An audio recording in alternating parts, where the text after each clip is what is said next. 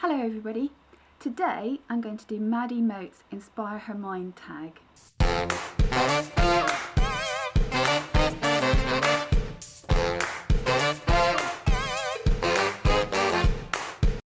So Maddie did this video a couple of weeks ago and I'll do a link to her video here, and she explains at the beginning of her video that it's her contribution to the campaign that was initiated by the American communications and broadband company Verizon. Their campaign video has gone viral and you've probably seen it. There's a young girl and she starts off being interested in science and getting her hands dirty with power tools, but gradually the subconscious expectations of females seems to triumph. And it doesn't have to. Let's be inspired to follow whatever passions we have and not be limited by gender in any way. So here's Maddie's tag. Question number 1. Physics, biology or chemistry? For me, at school, I was really lucky. I went to a school in the UK and we have amazing facilities and laboratories. And I would have to say that I think I understood about biology and chemistry when I was in primary school, but physics was a whole new realm to me. It was so inspiring just to think that you could explore the physical world around you. And I think there was one particular moment that was just a kind of watershed, and it's when we were doing an experiment to demonstrate the difference between elasticity and plasticity.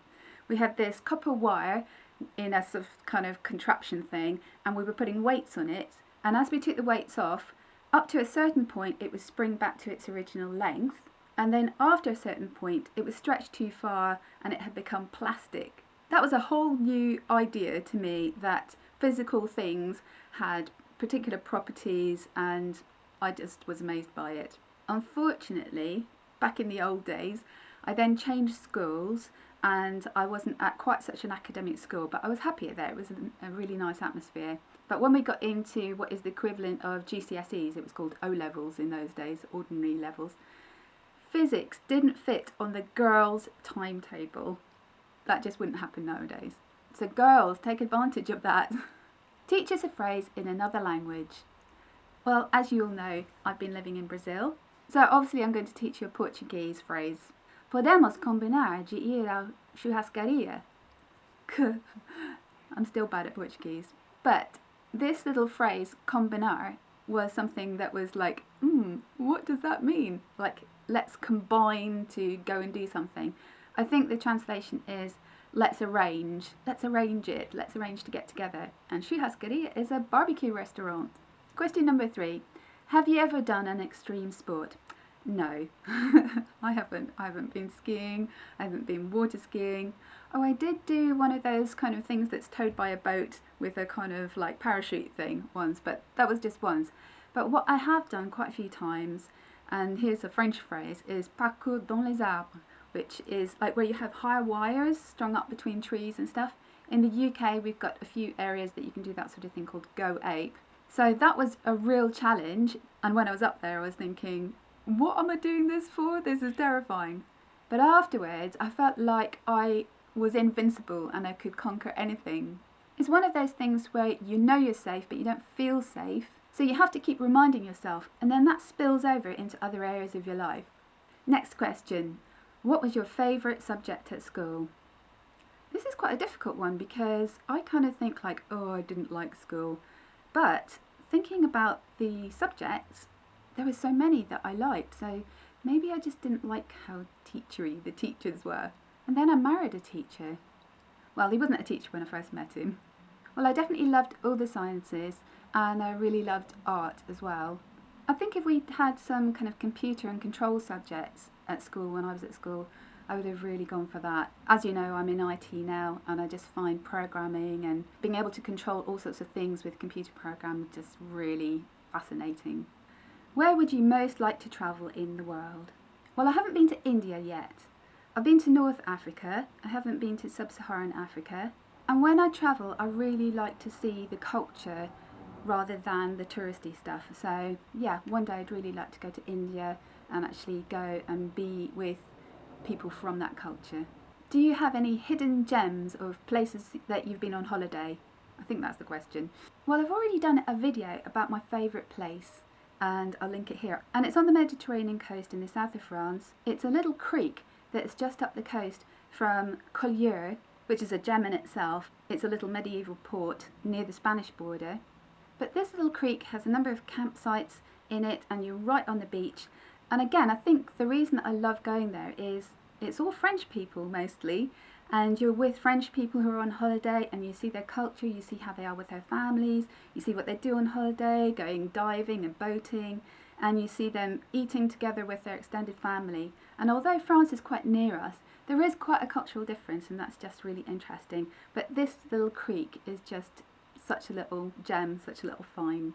What is your favourite and most useful app? Well, I've got an iPhone, and being a musician, the most amazing app for me is one that's called iReel. It used to be called the iReel book, and I'll put a little picture of what a reel book is. It's basically any jazz tune that you can find with the basics and with how it would really be played by jazz musicians. So you usually have the melody line and then the chords. But the versions you have on this app are just the chords, but you can find just about any jazz tune at all. And all the jazz musicians use it because you can then change the key. So if a singer comes up and perhaps they're not quite sure about the chords they've got written out, or they don't have enough parts for all the band, then the musicians can just pull it up on their phone. And at most jazz gigs nowadays, you see musicians with their iPhone or an iPad, and they're all using this app. And Shazam, how amazing is Shazam? You can be in a shop or a coffee shop or a restaurant and hear a tune and think, oh, I really like that, and Shazam it and buy it on iTunes straight away. It's just amazing to me how fast technology has progressed. Do you have any invention ideas? Yes, I do. I really want to see, or I don't know if I could invent it myself, but something that charges up all your appliances as you're walking. We should be able to do that. If turbines that get moved by water or wind are just magnets moving past each other, why can we not have something like that built into our shoes? We're walking all the time. We could be charging our phones, we could be charging our camera batteries, we could be charging our laptops. That would be the invention for me. Now I'm going to add one more question to this list. I hope that's all right, Maddie. And I don't know how to make this question shorter, but it's describe an interesting job or sector that you've come across that's not in the obvious list. And I'm really fortunate in my job as an IT trainer and developer that I see all sorts of business and industry, and something that really fascinated me is building systems. I know that sounds boring, but it's not.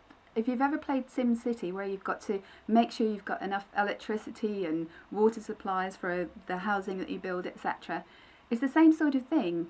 You've got to make sure that everything is working, that all the different systems have been commissioned properly and are running properly.